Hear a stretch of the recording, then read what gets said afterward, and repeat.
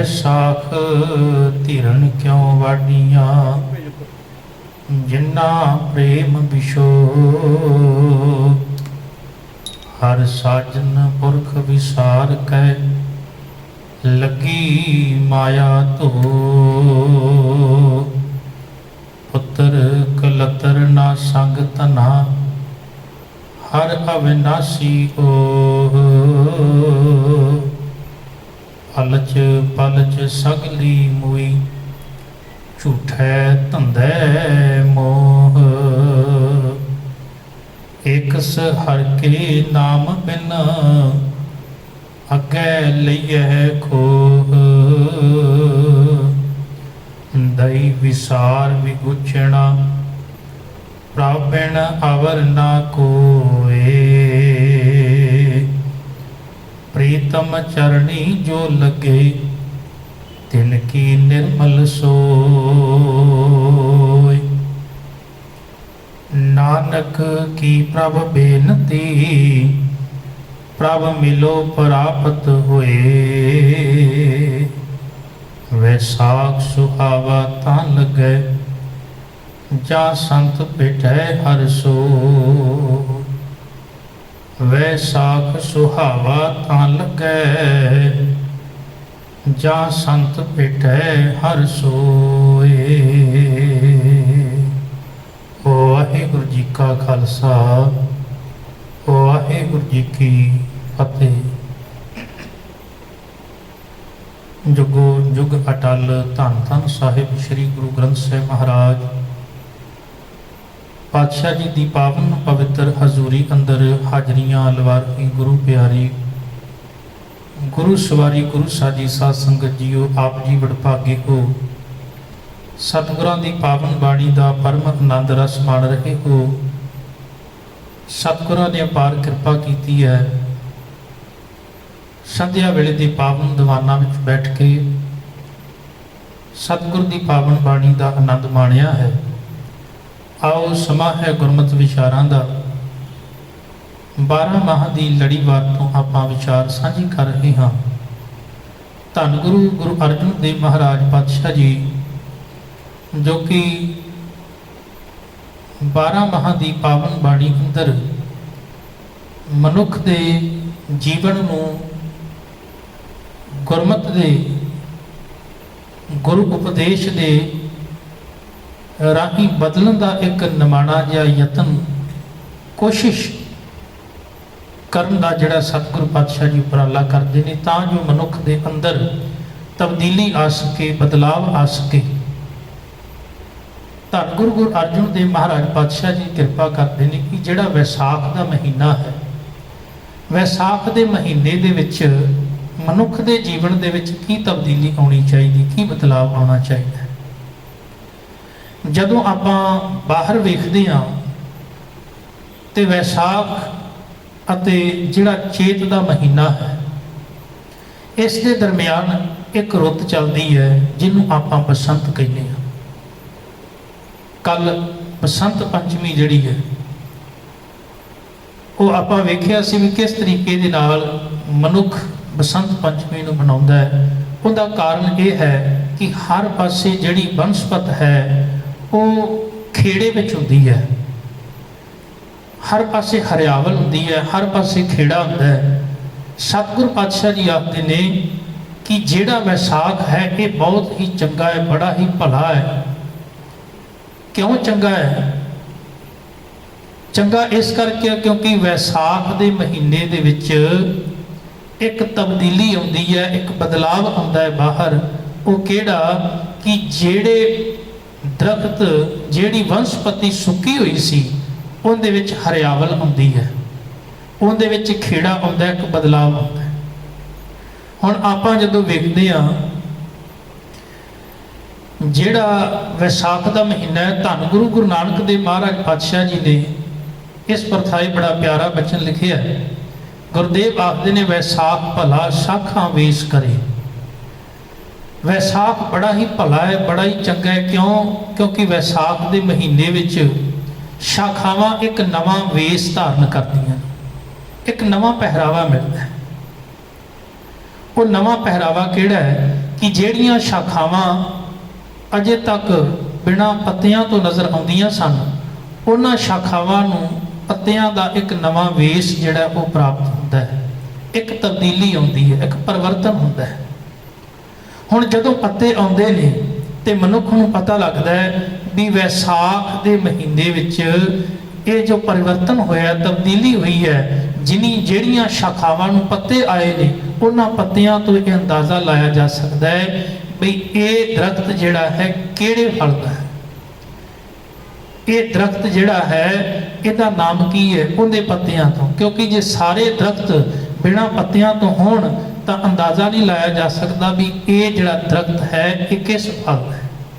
ਪਰ ਜਦੋਂ ਪੱਤੇ ਆਉਂਦੇ ਨੇ ਤੇ ਪੱਤਿਆਂ ਦੇ ਨਾਲ ਸਾਨੂੰ ਇਹ ਪਤਾ ਲੱਗ ਜਾਂਦਾ ਹੈ ਵੀ ਇਹ ਦਰਖਤ ਜਿਹੜਾ ਹੈ ਇਹ ਫਲਾਣੇ ਫਲ ਦਾ ਹੈ। ਪਾਤਸ਼ਾਹ ਆਖਦੇ ਨੇ ਜਿਹੜਾ ਗੁਰਮੁਖ ਹੈ ਇਹਦਾ ਜੀਵਨ ਵੀ ਜਿਹੜਾ ਹੈ ਅਸਲ ਦੇ ਵਿੱਚ ਇਸ ਤਰ੍ਹਾਂ ਦਾ ਹੋਣਾ ਚਾਹੀਦਾ ਹੈ ਕਿ ਇਹਦੇ ਜੀਵਨ ਵਿੱਚ ਚੰਗੇ ਗੁਣ ਪੈਦਾ ਹੋਣ, ਚੰਗਿਆਈ ਪੈਦਾ ਹੋਵੇ, ਤੇ ਉਹ ਚੰਗਿਆਈ ਪੈਦਾ ਹੋਵੇਗੀ ਜਦੋਂ ਇਹ ਆਪਣੇ ਮੂਲ ਨਾਲ ਜੁੜਿਆ ਹੋਵੇਗਾ। ਤੁਸੀਂ ਵੇਖਿਆ ਹੋਵੇਗਾ ਵੀ ਵਨਸਪਤੀ ਜਦੋਂ ਖੇੜੇ ਵਿੱਚ ਆਉਂਦੀ ਹੈ, ਹਰ ਪਾਸੇ ਹਰਿਆਵਲ ਹੈ, ਪਰ ਕੁਝ ਕੁ ਐਸੇ ਬੂਟੇ ਨੇ, ਕੁਝ ਐਸੇ ਦਰਖਤ ਨੇ ਜਿਹੜੇ ਅਸਲ ਦੇ ਵਿੱਚ ਅਜੇ ਵੀ ਹਰੇਪਨ ਤੋਂ ਕੋਰੇ ਨੇ, ਹਰਿਆਵਲ ਤੋਂ ਰਹਿਤ ਨੇ। ਉਹਦਾ ਕਾਰਨ ਇਹ ਹੈ ਵੀ ਜਿਹੜੀਆਂ ਸ਼ਾਖਾਵਾਂ ਜਾਂ ਜਿਹੜੇ ਦਰਖਤ ਆਪਣੇ ਮੂਲ ਜੜ ਤੋਂ ਟੁੱਟ ਜਾਂਦੇ ਨੇ ਜਾਂ ਜਿਹੜੇ ਕੱਟੇ ਜਾਂਦੇ ਨੇ, ਉਹ ਕਦੇ ਵੀ ਹਰੇ ਨਹੀਂ ਰਹਿ ਸਕਦੇ। ਜਿਹੜੀਆਂ ਸ਼ਾਖਾਵਾਂ ਦਰਖਤ ਨਾਲ ਜੁੜੀਆਂ ਹੋਈਆਂ ਨੇ ਉਹੀ ਸ਼ਾਖਾਵਾਂ ਹਰੀਆਂ ਹੁੰਦੀਆਂ ਨੇ। ਉਹਨਾਂ ਨੂੰ ਹੀ ਪੱਤੇ ਲੱਗਦੇ ਨੇ, ਉਹਨਾਂ ਨੂੰ ਫਲ ਲੱਗਦੇ ਨੇ, ਉਹਨਾਂ ਨੂੰ ਫੁੱਲ ਲੱਗਦੇ ਨੇ। ਤੇ ਜਿਹੜੀਆਂ ਸ਼ਾਖਾਵਾਂ ਟੁੱਟੀਆਂ ਨੇ, ਤੁਸੀਂ ਕਿਸੇ ਸ਼ਾਖਾ ਨੂੰ ਕਿਸੇ ਦਰਖਤ ਨਾਲੋਂ ਤੋੜ ਦੇਵੋ, ਵੱਢ ਦੇਵੋ, ਕੁਝ ਸਮੇਂ ਬਾਅਦ ਵੇਖੋ ਵੀ ਉਹਦੇ ਅੰਦਰੋਂ ਉਹ ਗੁਣ ਜਿਹੜੇ ਹਨ, ਉਹ ਕੁਆਲਿਟੀ ਜਿਹੜੀ ਹੈ ਉਹ ਚਲੀ ਜਾਵੇਗੀ, ਜਿਹੜੀ ਕਿ ਉਹ ਸ਼ਾਖਾ ਜਿੰਨਾ ਚਿਰ ਦਰਖਤ ਨਾਲ ਜੁੜੀ ਹੋਈ ਸੀ ਉਸ ਵਿੱਚ ਬਣੀ ਹੋਈ ਸੀ। ਹੁਣ ਉਹਨੂੰ ਕਦੇ ਵੀ ਪੱਤੇ ਨਹੀਂ ਲੱਗ ਸਕਦੇ, ਕਦੇ ਵੀ ਫੁੱਲ ਨਹੀਂ ਲੱਗ ਸਕਦੇ, ਕਦੀ ਵੀ ਫਲ ਨਹੀਂ ਲੱਗ ਸਕਦੇ। ਕਿਉਂ? ਕਿਉਂਕਿ ਆਪਣੇ ਮੂਲ ਨਾਲੋਂ ਟੁੱਟ ਗਈ। ਚੇਤਰ ਦੇ ਮਹੀਨੇ ਦੇ ਵਿੱਚ ਸਭ ਤੋਂ ਵੱਡੀ ਜਿਹੜੀ ਸੁਗਾਤ ਹੈ ਉਹ ਵਿਸਾਖ ਨੂੰ ਇਹ ਦਿੱਤੀ ਜਾਂਦੀ ਹੈ ਕਿ ਜਿਹੜੀਆਂ ਸ਼ਾਖਾਵਾਂ ਦਰਖਤ ਨਾਲ ਜੁੜੀਆਂ ਨੇ ਉਹਨਾਂ ਨੂੰ ਨਵਾਂ ਵੇਸ਼ ਮਿਲਦਾ ਹੈ। ਪਾਤਸ਼ਾਹ ਵੀ ਆਖਦੇ ਨੇ, ਭਲਿਆ ਤੂੰ ਵੀ ਜਿੱਦਣ ਆਪਣੇ ਮੂਲ ਨਾਲ ਜੁੜ ਜਾਵੇਂਗਾ ਉਦਣ ਤੈਨੂੰ ਵੀ ਇੱਕ ਨਵਾਂ ਜੀਵਨ ਮਿਲੇਗਾ। ਤੇਰੇ ਜੀਵਨ ਵਿੱਚ ਚੰਗਿਆਈਆਂ ਪੈਦਾ ਹੋਣਗੀਆਂ, ਚੰਗੇ ਗੁਣ ਪੈਦਾ ਹੋਣਗੇ, ਤੇ ਉਹ ਚੰਗੇ ਗੁਣ ਹੀ ਜਿਹੜੇ ਹਨ ਤੈਨੂੰ ਮਹਾਨ ਬਣਾਉਣਗੇ। ਪਰ ਅਫਸੋਸ ਕਿ ਵੇਖਣ ਵਿੱਚ ਆਉਂਦਾ ਹੈ ਬਹੁਤੀਆਂ ਸ਼ਾਖਾਵਾਂ ਐਸੀਆਂ ਨੇ ਜਿਹੜੀਆਂ ਆਪਣੇ ਮੂਲ ਤੋਂ ਟੁੱਟੀਆਂ ਹੋਈਆਂ। ਗੁਰਬਾਣੀ ਦੇ ਅੰਦਰ ਵੈਸੇ ਇੱਕ ਦਰਖਤ ਅਕਾਲ ਪੁਰਖ ਨੂੰ ਆਖਿਆ ਹੈ, ਤੇ ਜਿੰਨੇ ਵੀ ਸਾਰੇ ਜੀਵ ਨੇ ਇਹ ਉਸ ਇੱਕ ਅਕਾਲ ਪੁਰਖ ਪਰਮਾਤਮਾ ਦਰਖਤ ਦੀਆਂ ਸ਼ਾਖਾਵਾਂ ਨੇ। ਹੁਣ ਜਿਹੜੀ ਸ਼ਾਖਾ ਜਿਹੜੀ ਟਾਹਣੀ ਦਰਖਤ ਨਾਲ ਜੁੜੀ ਹੋਈ ਹੈ, ਮੂਲ ਨਾਲ ਜੁੜੀ ਹੈ, ਉਹ ਤਾਂ ਹਰੀ ਹੈ, ਪਰ ਜਿਹੜੀ ਟੁੱਟ ਗਈ, ਜਿਹੜੀ ਉਹ ਤੋਂ ਜੁਦਾ ਹੋ ਗਈ, ਫਿਰ ਉਹਦੇ ਅੰਦਰ ਉਹ ਗੁਣ ਨਹੀਂ ਰਹਿੰਦੇ, ਉਹ ਚੰਗਿਆਈ ਨਹੀਂ ਰਹਿੰਦੀ। ਗੁਰਦੇਵ ਪਾਤਸ਼ਾਹ ਜੀ ਸਮਝਾਉਣਾ ਚਾਹੁੰਦੇ ਨੇ ਕਿ ਜਿੱਦਣ ਤੂੰ ਆਪਣੇ ਮੂਲ ਨਾਲ ਜੁੜੇਗਾ, ਹੁਣ ਸਾਡਾ ਮੂਲ ਕੀ ਹੈ? ਅਕਾਲ ਪੁਰਖ। ਗੁਰੂ ਨਾਨਕ ਦੇ ਮਹਾਰਾਜ ਪਾਤਸ਼ਾਹ ਜੀ ਜਦੋਂ ਬਾਣੀ ਦੀ ਆਰੰਭਤਾ ਕਰਦੇ ਨੇ, ਗੁਰੂ ਗ੍ਰੰਥ ਸਾਹਿਬ ਦੀ ਜਦੋਂ ਆਰੰਭਤਾ ਹੁੰਦੀ ਹੈ ਤੇ ਜਪ ਬਾਣੀ ਦੀ ਆਰੰਭਤਾ ਹੁੰਦੀ ਹੈ, ਤੇ ਸਭ ਤੋਂ ਪਹਿਲਾਂ ਸਾਨੂੰ ਮੂਲ ਨਾਲ ਜੋੜਿਆ ਜਾਂਦਾ ਵੀ ਸਾਡਾ ਮੂਲ ਕੀ ਹੈ। ਤਾਂ ਮੇਰੇ ਪਾਤਸ਼ਾਹ ਆਖਦੇ ਨੇ ਤੇਰਾ ਮੂਲ ਹੈ ਇੱਕ ਓੰਕਾਰ, ਅਕਾਲ ਪੁਰਖ ਤੇਰਾ ਮੂਲ ਹੈ। ਤੇ ਉਸ ਮੂਲ ਨਾਲ ਜਿੰਨਾ ਚਿਰ ਤੂੰ ਨਹੀਂ ਜੁੜਦਾ ਉਹਨਾਂ ਚਿਰ ਤੇਰੇ ਜੀਵਨ ਦੇ ਵਿੱਚ ਉਹ ਖੇੜਾ, ਉਹ ਆਨੰਦ, ਉਹ ਸੁੱਖ ਉਹ ਪ੍ਰਾਪਤ ਨਹੀਂ ਹੋਵੇਗਾ ਜਿੰਦੀ ਤੂੰ ਕਾਮਨਾ ਕਰਦਾ, ਜਿੰਦੀ ਤੂੰ ਲਾਲਸਾ ਰੱਖਦਾ।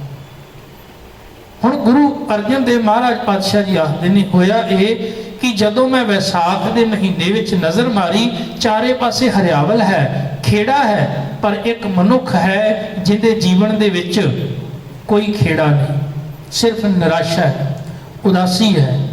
ਕਿਉਂ? ਇਹਦਾ ਕਾਰਨ ਕਿ ਇਹ ਅੰਦਰੋਂ ਮੂਲ ਨਾਲੋਂ ਟੁੱਟ ਚੁੱਕਿਆ ਹੈ। ਹੁਣ ਗੁਰੂ ਅਰਜਨ ਦੇਵ ਮਹਾਰਾਜ ਪਾਤਸ਼ਾਹ ਜੀ ਸਾਨੂੰ ਵੈਸਾਖ ਦੇ ਮਹੀਨੇ ਦੇ ਸ਼ਬਦ ਰਾਹੀਂ ਮੂਲ ਨਾਲ ਜੋੜਨ ਦਾ ਯਤਨ ਕਰਦੇ ਨੇ, ਤਾਂ ਜੋ ਤੂੰ ਮੂਲ ਨਾਲ ਜੁੜ ਜਾਵੇਂ ਤੇ ਤੇਰੇ ਜੀਵਨ ਵਿੱਚ ਉਹ ਦੁਬਾਰਾ ਮੁੜ ਹਰਿਆਵਲ ਆ ਜਾਵੇ, ਮੁੜ ਉਹ ਖੇੜਾ ਆ ਜਾਵੇ, ਮੁੜ ਤੇਰੇ ਅੰਦਰ ਉਹ ਗੁਣ ਚੰਗਿਆਈਆਂ ਪੈਦਾ ਹੋ ਜਾਣ ਜਿਨ੍ਹਾਂ ਦੇ ਨਾਲ ਤੈਨੂੰ ਪਰਮ ਆਨੰਦ ਸਹਿਜ ਅਵਸਥਾ ਦੀ ਪ੍ਰਾਪਤੀ ਹੋਵੇ। ਹੁਣ ਸਤਿਗੁਰੂ ਸੱਚੇ ਪਾਤਸ਼ਾਹ ਜੀ ਨੇ ਬੜੀ ਕਿਰਪਾ ਕੀਤੀ, ਰਹਿਮਤ ਕੀਤੀ, ਸਾਨੂੰ ਮਨੁੱਖੀ ਜੀਵਾਂ ਨੂੰ ਸ਼ਬਦ ਰਾਹੀਂ ਸਮਝਾਉਂਦੇ ਨੇ ਕਿ ਭਲਿਆ ਜਿਹੜੇ ਮਨੁੱਖ ਆਪਣੇ ਮੂਲ ਨਾਲੋਂ ਟੁੱਟ ਜਾਂਦੇ ਨੇ ਉਹਨਾਂ ਵਾਸਤੇ ਵੈਸਾਖ ਦਾ ਮਹੀਨਾ ਭਲਾ ਕਿਵੇਂ ਹੋ ਸਕਦਾ, ਚੰਗਾ ਕਿਵੇਂ ਹੋ ਸਕਦਾ, ਖੇੜੇ ਵਾਲਾ ਕਿਵੇਂ ਹੋ ਸਕਦਾ। ਕਿਉਂਕਿ ਜਿੰਨਾ ਚਿਰ ਸ਼ਾਖਾ ਜੁੜੀ ਹੋਈ ਸੀ ਉਹਨੂੰ ਰਸ ਮਿਲ ਰਿਹਾ ਸੀ, ਉਸ ਰਸ ਦੇ ਕਾਰਨ ਹੀ ਉਹ ਖੇੜੇ ਵਿੱਚ ਸੀ। ਹੁਣ ਜਦੋਂ ਆਪਾਂ ਮੂਲ ਨਾਲੋਂ ਟੁੱਟ ਜਾਂਦੇ ਆ ਤੇ ਸਾਨੂੰ ਉਹ ਰਸ ਮਿਲਣਾ ਖਤਮ ਹੋ ਜਾਂਦਾ ਹੈ ਤੇ ਆਪਾਂ ਵੀ ਫਿਰ ਉਸ ਸੁੱਕੀ ਹੋਈ ਟਾਹਣੀ ਵਰਗੀ ਸਾਡੀ ਹਾਲਤ ਹੋ ਜਾਂਦੀ ਹੈ ਜਿਹੜੀ ਕਿ ਮੂਲ ਨਾਲੋਂ ਟੁੱਟੀ ਹੋਈ ਹੈ। ਮੇਰੇ ਪਾਤਸ਼ਾਹ ਜੀ ਕਿਰਪਾ ਕਰਦੇ ਨੇ ਕਿ ਵੈਸਾਖ ਦੇ ਮਹੀਨੇ ਵਿੱਚ ਉਹਨਾਂ ਜੀਵ ਇਸਤਰੀਆਂ ਦੇ ਅੰਦਰ ਧੀਰਜ ਕਿਵੇਂ ਪੈਦਾ ਹੋਵੇ ਜਿਹੜੀਆਂ ਕਿ ਉਸ ਪਰਮਾਤਮਾ ਤੋਂ ਵਿਛੜ ਗਈਆਂ ਨੇ, ਜਿਹੜੀਆਂ ਉਸ ਅਕਾਲ ਪੁਰਖ ਪਰਮਾਤਮਾ ਤੋਂ ਦੂਰ ਨੇ। ਉਹਨਾਂ ਅੰਦਰ ਧੀਰਜ ਕਿਵੇਂ ਪੈਦਾ ਹੋਵੇ, ਉਹਨਾਂ ਅੰਦਰ ਤਾਂ ਪ੍ਰੇਮ ਦੀ ਅਣਹੋਂਦ ਹੈ, ਘਾਟ ਹੈ, ਭਾਵ ਚੰਗਿਆਈ ਉਹਨਾਂ ਦੇ ਜੀਵਨ ਵਿੱਚੋਂ ਚਲੀ ਗਈ, ਚੰਗੇ ਗੁਣ ਉਹਨਾਂ ਦੇ ਜੀਵਨ ਵਿੱਚੋਂ ਚਲੇ ਗਏ। ਕਿਉਂ? ਕਿਉਂਕਿ ਮੂਲ ਤੋਂ ਦੂਰ ਚਲੇ ਗਏ। ਹੁਣ ਸਤਿਗੁਰੂ ਪਾਤਸ਼ਾਹ ਜੀ ਆਖਦੇ ਨੇ ਵੈਸਾਖ ਦੇ ਮਹੀਨੇ ਵਿੱਚ ਧੀਰਜ ਕਿਵੇਂ ਪੈਦਾ ਹੋਵੇ, ਸਹਿਜ ਕਿਵੇਂ, ਟਿਕਾ ਕਿਵੇਂ ਪੈਦਾ ਹੋਵੇ। ਜਿਹੜੀਆਂ ਜੀਵ ਇਸਤਰੀਆਂ ਆਪਣੇ ਪਤੀ ਪਰਮਾਤਮਾ ਪਰਮੇਸ਼ਰ ਮੂਲ ਤੋਂ ਦੂਰ ਨੇ, ਆਪ ਉਸ ਅਕਾਲ ਪੁਰਖ ਪਰਮਾਤਮਾ ਨੂੰ ਵਿਸਾਰ ਕੇ ਤੇ ਜੀਵਨ ਨੂੰ ਜੀ ਰਹੀਆਂ ਹਨ। ਹਰ ਸਾਜਨ ਪੁਰਖ ਵਿਸਾਰ ਕੇ ਲੱਗੀ ਮਾਇਆ ਤੋਂ, ਹਰੀ ਸੱਜਣ ਪਰਮਾਤਮਾ ਪ੍ਰਭੂ ਨੂੰ ਵਿਸਾਰ ਕੇ। ਸਤਿਗੁਰ ਪਾਤਸ਼ਾਹ ਜੀ ਬੜੀ ਕਿਰਪਾ ਕਰਦੇ ਨੇ, ਬਖਸ਼ਿਸ਼ ਕਰਦੇ ਨੇ ਬਾਣੀ ਵਿੱਚ ਕਿ ਜੇ ਤੂੰ ਉਸ ਅਕਾਲ ਪੁਰਖ ਪਰਮਾਤਮਾ ਪ੍ਰਭੂ ਨਾਲ ਜੁੜਨਾ ਹੈ ਨਾ ਤਾਂ ਸਭ ਤੋਂ ਪਹਿਲਾਂ ਤੈਨੂੰ ਵਿਛੋੜੇ ਦਾ ਅਹਿਸਾਸ ਹੋਵੇ। ਜਿੰਨਾ ਚਿਰ ਵਿਛੋੜੇ ਦਾ ਅਹਿਸਾਸ ਨਹੀਂ ਹੁੰਦਾ ਨਾ ਉਹਨਾਂ ਚਿਰ ਮਿਲਾਪ ਦੀ ਕੋਈ ਆਸ ਨਹੀਂ। ਵਿਛੜਿਆ ਹੋਇਆ ਮਨੁੱਖ ਜਦੋਂ ਇਹ ਮਹਿਸੂਸ ਕਰਦਾ ਹੈ ਕਿ ਮੈਂ ਕਿਸੇ ਤੋਂ ਵਿਛੜਿਆ ਵਾਂ ਤਾਂ ਉਹ ਫਿਰ ਮਿਲਾਪ ਦੇ ਯਤਨ ਵੀ ਕਰਦਾ ਹੈ, ਕੋਸ਼ਿਸ਼ ਵੀ ਕਰਦਾ ਹੈ। ਪਰ ਜਿਹੜਾ ਮਨੁੱਖ ਵਿਸਰ ਚੁੱਕਿਆ ਹੋਵੇ, ਭੁੱਲ ਚੁੱਕਿਆ ਹੋਵੇ, ਉਸ ਦੇ ਅੰਦਰ ਤਾਂ ਕਦੀ ਵੀ ਮਿਲਾਪ ਦੀ ਆਸ ਪੈਦਾ ਨਹੀਂ ਹੋ ਸਕਦੀ। ਹੁਣ ਇਹ ਦੂਜੀ ਗੱਲ ਪਾਤਸ਼ਾਹ ਜੀ ਨੇ ਸਮਝਾਈ ਹੈ ਕਿ ਜਿਸ ਅਕਾਲ ਪੁਰਖ ਪਰਮਾਤਮਾ ਨੂੰ ਤੂੰ ਵਿਸਾਰ ਚੁੱਕਿਆ ਹੈ, ਭੁੱਲ ਚੁੱਕਿਆ ਹੈ, ਤੂੰ ਉਸ ਅਕਾਲ ਪੁਰਖ ਪਰਮਾਤਮਾ ਪਰਮੇਸ਼ਰ ਨੂੰ ਯਾਦ ਕਰ। ਤੇ ਭੁੱਲਣ ਦਾ ਕਾਰਨ ਕੀ ਹੈ? ਭੁੱਲਣ ਦਾ ਕਾਰਨ ਇਹ ਹੈ ਕਿ ਮਾਇਆ ਦੀ ਮਮਤਾ। ਜਦੋਂ ਮਨੁੱਖ ਮਾਇਆ ਦੀ ਮਮਤਾ ਵਿੱਚ ਲੀਨ ਹੋ ਜਾਂਦਾ ਹੈ ਤਾਂ ਇਹ ਮਾਇਆ ਐਸੀ ਹੈ, ਪਾਵਨ ਬਾਣੀ ਅੰਦਰ ਬਚਨ ਆਉਂਦਾ ਹੈ, ਗੁਰਦੇਵ ਆਖਦੇ ਨੇ, ਕਹਿਣ ਲੱਗੇ ਕਿ ਮਾਇਆ ਮਨੁੱਖ ਦੇ ਮਨ ਨੂੰ ਛਲ ਲੈਂਦੀ ਹੈ, ਮਨੁੱਖ ਦੇ ਅੰਦਰ ਭਟਕਣਾ ਪੈਦਾ ਹੋ ਜਾਂਦੀ ਹੈ ਤੇ ਇਹ ਭਟਕਦਾ ਹੋਇਆ ਸੱਚ ਨੂੰ ਅਸਲ ਦੇ ਵਿੱਚ ਸਮਝ ਨਹੀਂ ਪਾਉਂਦਾ ਤੇ ਸਾਰੀ ਜ਼ਿੰਦਗੀ ਕੂੜ ਦੇ ਵਿੱਚ ਬਤੀਤ ਕਰ ਦਿੰਦਾ ਹੈ। ਗੁਰਦੇਵ ਦੀ ਪਾਵਨ ਬਾਣੀ ਦੇ ਬਚਨ ਪੜ੍ਹਦੇ ਹਾਂ, ਸਾਹਿਬ ਆਖਦੇ ਨੇ ਕਿ ਇਹ ਮਾਇਆ ਨੇ ਪਰਮਾਤਮਾ ਪ੍ਰਭੂ ਪਰਮੇਸ਼ਰ ਦੇ ਚਰਨਾਂ ਤੋਂ ਮੈਨੂੰ ਦੂਰ ਕਰ ਦਿੱਤਾ। ਮੈਨੂੰ ਅਕਾਲ ਪੁਰਖ ਪਰਮਾਤਮਾ ਭੁੱਲ ਗਿਆ, ਪਰਮੇਸ਼ਰ ਵਿਸਰ ਗਿਆ। ਹੁਣ ਹੋਇਆ ਕੀ? ਹੁਣ ਅੰਦਰ ਤਾਂ ਯਾਦ ਕਿਹਦੀ ਹੋਣੀ ਚਾਹੀਦੀ ਸੀ? ਅਕਾਲ ਪੁਰਖ ਦੀ, ਪਰਮਾਤਮਾ ਦੀ। ਪਰ ਹੁਣ ਅੰਦਰ ਕੀ ਚੱਲ ਰਿਹਾ ਹੈ? ਮਾਇਆ ਮਨੋ ਨਾ ਵਿਸਰੈ, ਮੰਗੈ ਦਮਾ ਦਮ, ਸੋ ਪ੍ਰਭ ਚਿਤ ਨ ਆਵਈ, ਨਾਨਕ ਨਹੀਂ ਕਰਮ। ਹੁਣ ਅੰਦਰ ਚੱਲ ਰਹੀ ਹੈ ਮਾਇਆ, ਅੰਦਰ ਧੀਆਂ ਪੁੱਤਰ ਭੈਣ ਭਰਾ, ਕਿਉਂਕਿ ਇਹ ਸ਼ਬਦ ਮਾਇਆ ਜਿਹੜਾ ਹੈ ਨਾ ਇਹਦਾ ਸੰਬੰਧ ਆਪਾਂ ਸਿਰਫ ਦੌਲਤ ਨਾਲ ਕਰਦੇ ਹਾਂ। ਅਸੀਂ ਸੋਚਦੇ ਮਾਇਆ ਸਿਰਫ ਪੈਸੇ ਨੂੰ ਆਖਿਆ ਜਾਂਦਾ, ਨਹੀਂ।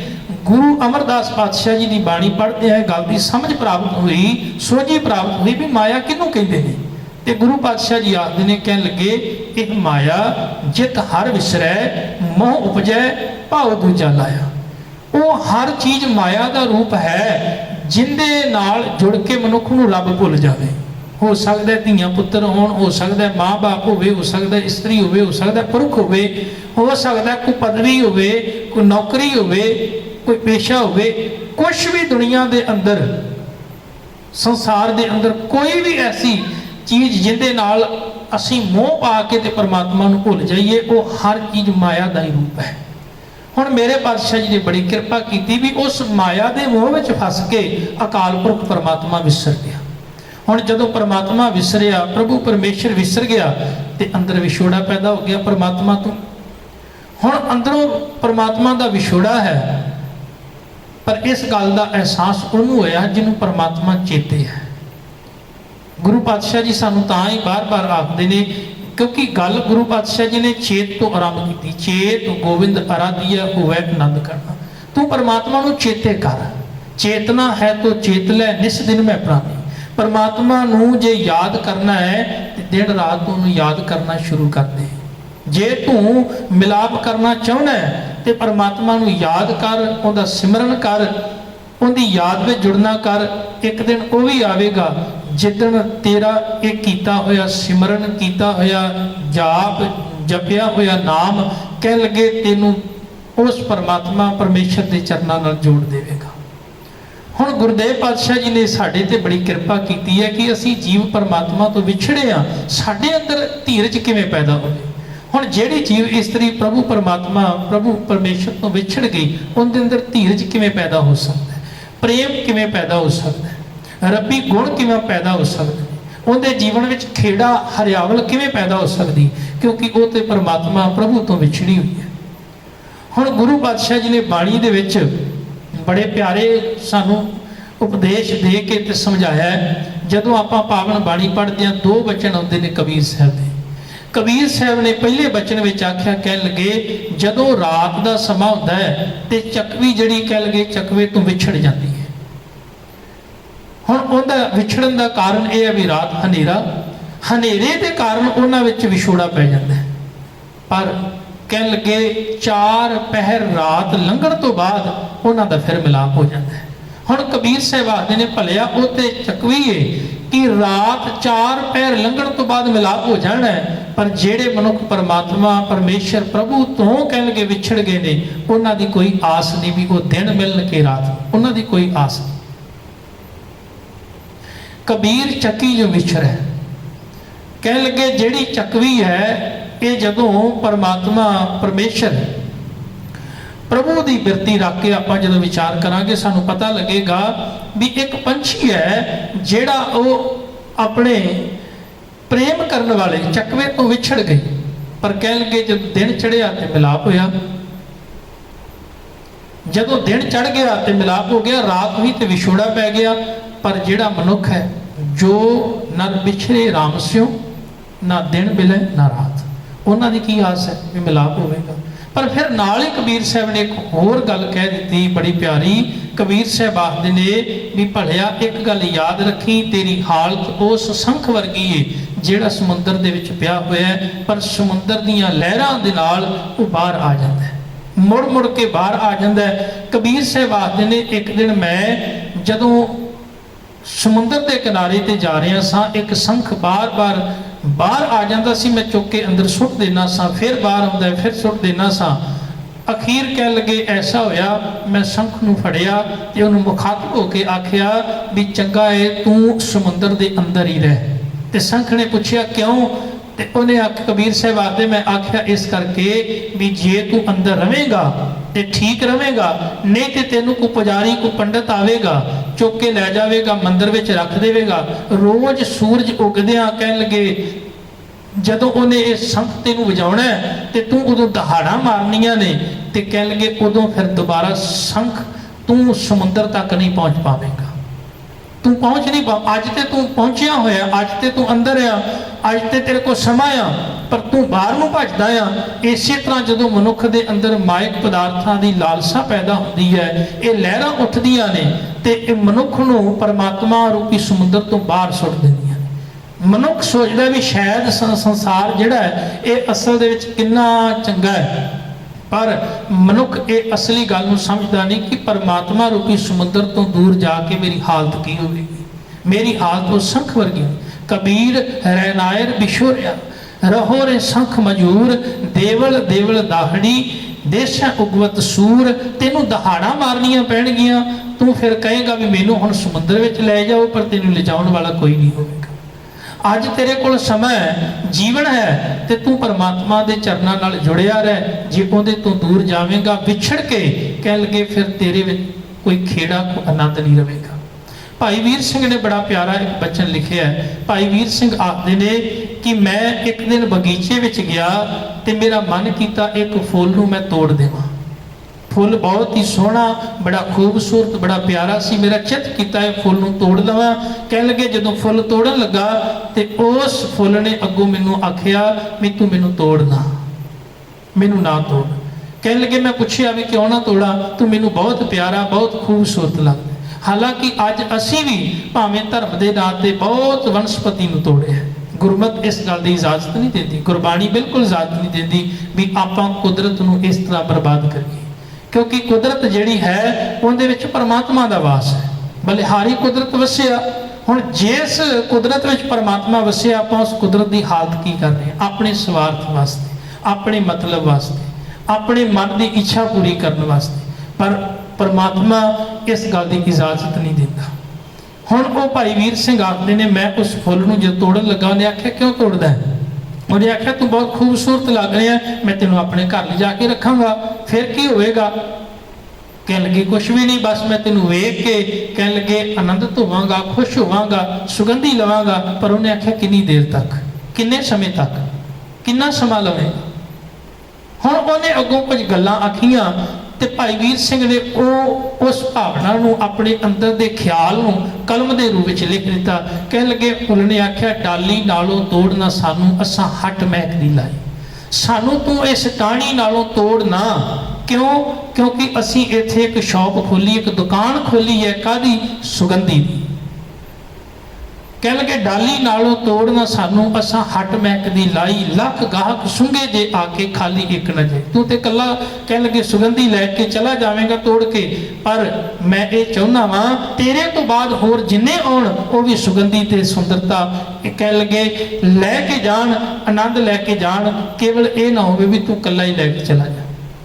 डाली नालों तोड़ना सानू, असां हट महक दी लाई, कह लगे लख गाहक जे आके सुंगे खाली एक ना जाई, जे तू कला तोड़ लै गयो एक जोगा रह जासा, वो भी पलक झलकदा मेला, रूप महक खिंड जाई। कुछ समय वास्ते वो ना रूप रहना, ना रंग रहना, ना सुगंधी रहनी, ना सुंदरता रहनी है। इस करके सानू साडे मूल नाल जुड़िया रहना। गुरु अर्जन देव पातशाह जी आखदे ने जिद्दां तू मूल नाल जुड़ जावेगा तेरे जीवन में भी वो खेड़ा परम आनंद जिहड़ा पैदा हो जाएगा। तो सब कृपा करते हैं कि वो खेड़ा गया क्यों? क्योंकि असल दे विच मनुख परमात्मा प्रभु नूं विसार के ते मोह माया दे विच लीन हो जाता है। पुत्र कलतर ना संग धना हर अविनाशी ओ, पर यह सच है कि ना पुत्र ना इस्त्री ना धन इन्हां विचों कोई भी मनुख दे नाल नहीं जाता। बस साहब आखदे ने एक अकाल पुरख परमात्मा है जिहड़ा असल साथी है। पलच पलच सगली मूई झूठे धंधे मोह, ये सारी जिहड़ी लुकाई है कह लगे नाशवंत पदार्थों के मोह विच लीन हो गई। कह लगे पर एक सहर के नाम बिन अगे लईए खो, ते जिन्हें इन्हां यतन किए वो सारे दे सारे कह लगे पहला ही खो ले जाते। जिन्हें मनुख कर्म करता है भावें धर्म के होण कर्म, वो सारे दे सारे पहला ही खो ले जाते हैं जिहड़े अपने स्वार्थ के अधीन किए जाते हैं। एक सहर के नाम बिन अगे लीए खो, दव विसार गुचना प्रभ बिन अवर न कोए। परमात्मा नूं भुला के मनुख सदा ही खुआर होया है। इस करके परमात्मा तो बिना होर कोई भी साथी नहीं इस जिंद दा। प्रीतम चरनी जो लगे तिनकी निर्मल सोए, जेड़े परमात्मा के चरनां नाल जुड़ जाते हैं उन्हां दी भाई शोभा आउंदी है, उन्हां दी महक जिहड़ी है संसार दे विच सदैव काल लई हमेशा लई कह लगे रहिंदी है। किन्हां दी जिहड़े परमात्मा नाल जुड़े रहिंदे हैं, भाव उन्हां दी शोभा संसार विच सदा ही रहिंदी है। नानक की प्रा बेनती प्रा मिलो प्राप्त होए। ये नानक जी बेनती करते हैं कि भी हे अकाल पुरख परमात्मा तू कृपा कर, तू अपना मिलाप मैनू बख्श तां जो तेरे चरनां नाल जुड़ के वैसाख सुहावा तां लग्या जां संत भेटा हर सोए। कि ये जिहड़ा वैसाख दा महीना है ये मैनू बड़ा ही चंगा अते भा जावे वधिया लगे। क्यों? क्योंकि जदों संत प्रभु मिल जाता है कह लगे उदों वैसाख जिहड़ा है बड़ा ही प्यारा ते सोहना हो जाता है। साडा जीवन भी जिहड़ा है वो तां ही सोहना होवेगा, चंगा महान होवेगा जे आपां अपने जीवन दे विच अकाल पुरख परमात्मा परमेश्वर की सिੱਖਿਆ ਨੂੰ धारण करके ते अपना जीवन गुरु आशे अनुसार बना लवांगे। पातशाह कृपा करन अपने चरनां नाल सानू सारिਆਂ ਨੂੰ जोड़ के रखण। विचार करदे बिन भुल्लां होईयां बख्श लैणियां। वाहिगुरू जी का खालसा ਵਾਹਿਗੁਰੂ ਜੀ ਕੀ ਫਤਿਹ।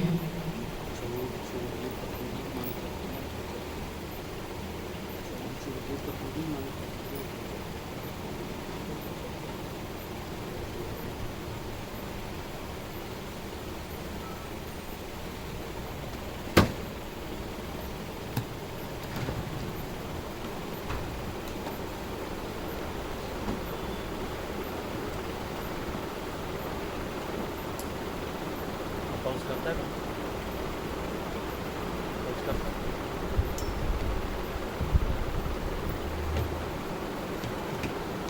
आते फिर